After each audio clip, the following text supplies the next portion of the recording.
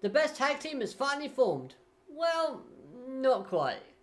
Hello everyone and welcome to the Anime Zillion, and thank you for joining me as we discuss episode 8 of the A Certain Scientific Railgun T anime series. A great episode for character showcasing, showing off the character of Misaki Shokohou, as well as showing off a few different character friendships / relationships that I thought just made the episode feel a bit more wholesome.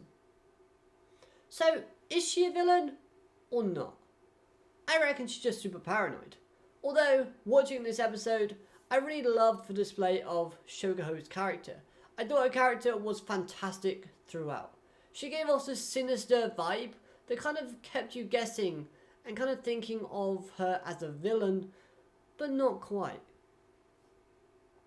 I believe there is more that we don't know to this character, as she really does seem to be battling a demon from her past based on her actions, expressions and emotions. As we see her in the intro, kind of reflecting in the eyes of the guy that she's currently after. By the end of this episode, we see who this evil doctor villain, they do state his name, I just can't remember off the top of my head, but they state that basically he's the guy that she's after. And in the intro, we see her reflected in her eyes. We see her wearing this kind of cloak-like outfit, looking a bit younger. So maybe there's this connection to the past that we're kind of needing to learn more about. And honestly, I really like this idea. And sticking with the intro and making connections to Shokohou's character, doesn't the clone that she rescued, the Mitsuka sister, doesn't she look very familiar and similar to a character that appears in the intro alongside Shokohou as well? That's something to keep in mind when moving forward, I reckon. And that conversation about trust, where Shokohou says that she doesn't believe in stuff like that. She can't see why Misaka would put her trust in people after she's been betrayed so many times.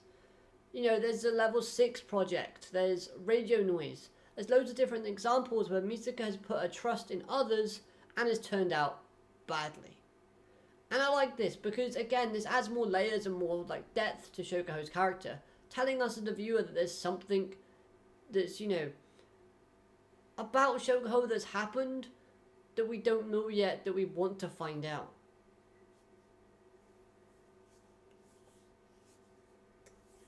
Now, when Shokohou is stating about how she works with other people, she said that she has to read their mind and see how that works in order to see their deepest intentions before working with them. If she doesn't feel like she can trust them slightly or that they have a hidden agenda, then she won't use them at all. She'll just blank the memory of ever seeing her before. So this kind of indicates that she was betrayed by someone. Again, linking back to needing to learn more information, and maybe there's a connection between her and this villain we have at the moment. The guy that we see at the end. And honestly, I can really see that and get behind that idea. But we just need to know the reason as to why she wants to go after him. Why she's interested in all the sisters. So hopefully this gets expanded on in future episodes. Moving away from that though, I really love the voice acting to her character. I personally am watching the English dub version. I really like the work they do in that series specifically. I think the voices for all the characters are great, and Shokohou is no exception. She has a brilliant voice actress that works nicely with her character. Especially that portrayal of being exhausted by the end of the episode, or / out of breath. That was fantastic. I love the way that they did that.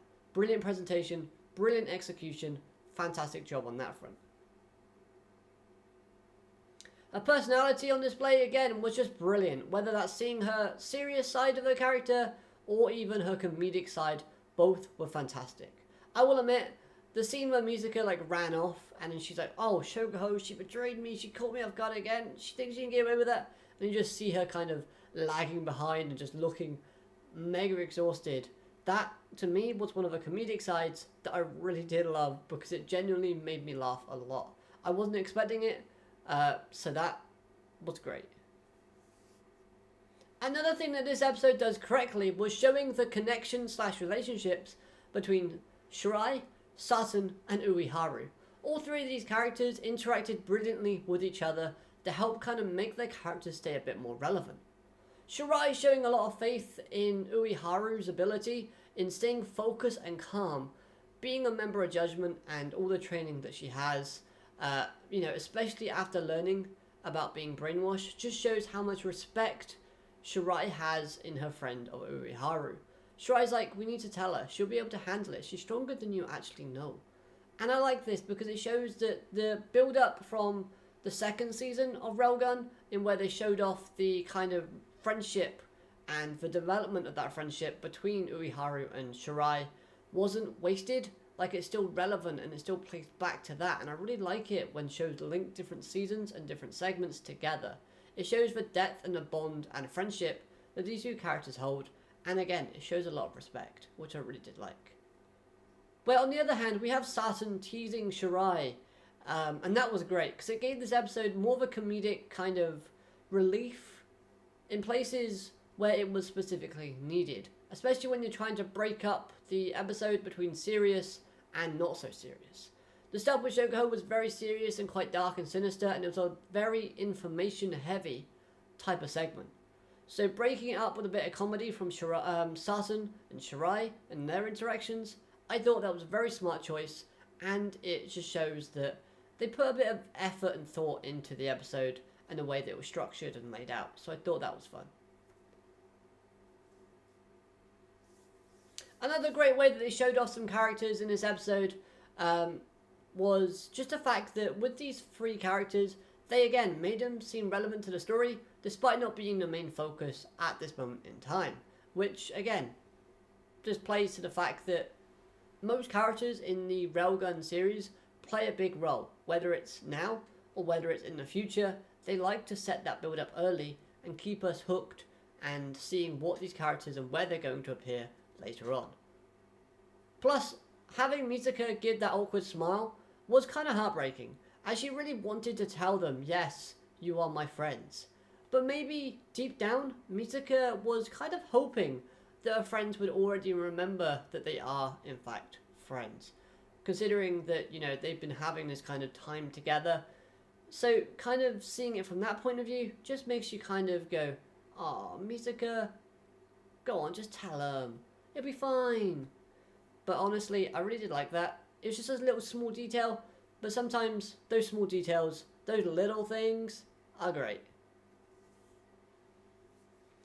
So keeping on the topic of Mitsuka, I really liked the fact that she kind of understood what Shokohou was saying, and yet still disagreed with the methods that Shokohou took, showing different dynamics and different beliefs and views from both characters, and still making them both really interesting. But at the same time, I love the fact that she took responsibility for involving Kongo.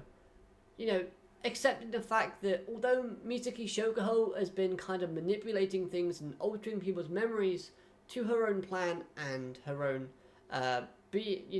desires, it was in fact Mitsuka that got Kongo into what they're actually in at the moment, causing Kongo to be hospitalized.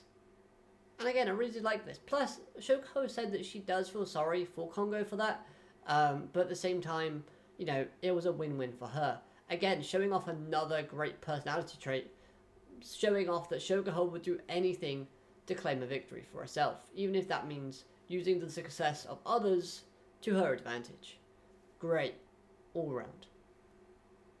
The music was fantastic, as it added more and more impact to different segments of the episode, whether that's happy, sad, serious, dark, sinister, surprising.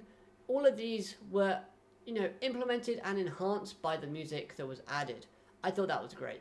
Plus, it helped give us different tones and vibes, which kind of matched what was being portrayed / presented on screen.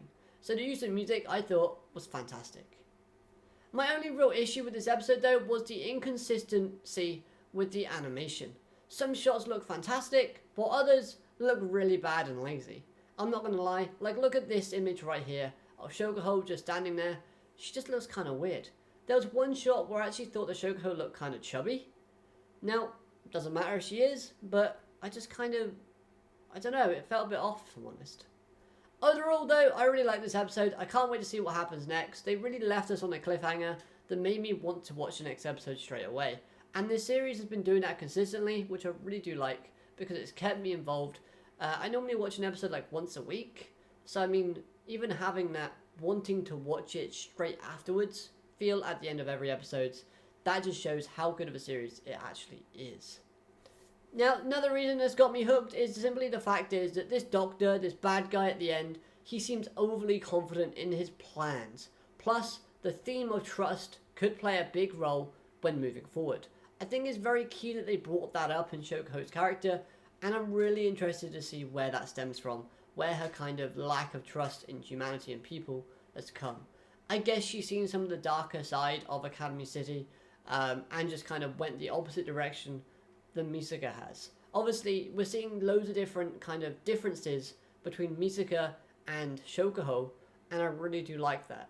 Like I said, maybe Shokohou has seen the darker side of Academy City and has lost all trust in the people that reside there, where Misaka still trusts the people there despite seeing all of that darkness.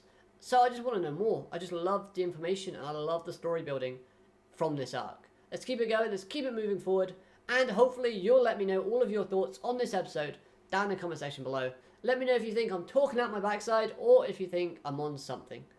But hey, try not to spoil it too much because that would be brilliant. And remember, like the video if you did, subscribe if you're new so you never miss a video from me. And until next time, I hope you have an amazing day. Let's have a conversation in the chat. Arigato, matane, goodbye.